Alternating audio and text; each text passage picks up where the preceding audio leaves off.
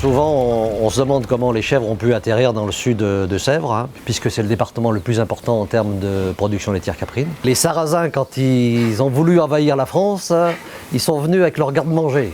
Leur garde-manger, c'était les chèvres. Autrefois, ici, il y avait de la culture de vignes, et avec l'arrivée du phylloxéra qui a détruit pas mal de vignes, les producteurs se sont reconvertis en production laitière caprine. Pour nous, c'est important d'avoir des producteurs qui se trouvent dans un périmètre proche de la fromagerie. On travaille essentiellement au lait cru, qu'il est important d'avoir des producteurs qui travaillent bien, qui produisent du lait de qualité.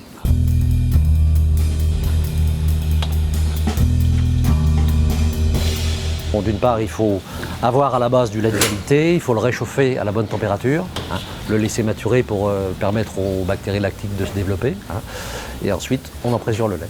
Quand notre caillé a la bonne acidité, on peut commencer à mouler les fromages. On démoule les fromages, on les installe sur des stores et sur des claies, on commence à les passer en salle d'égouttage. Donc là, ce sont des salles où on contrôle la température et l'hygrométrie.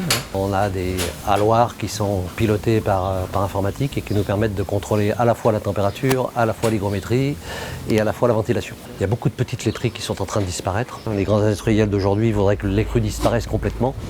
Donc si on veut préserver cette qualité de fromage et cette typicité, il faut qu'on continue à avoir des petites unités qui travaillent correctement et qui travaillent avec des laits crus.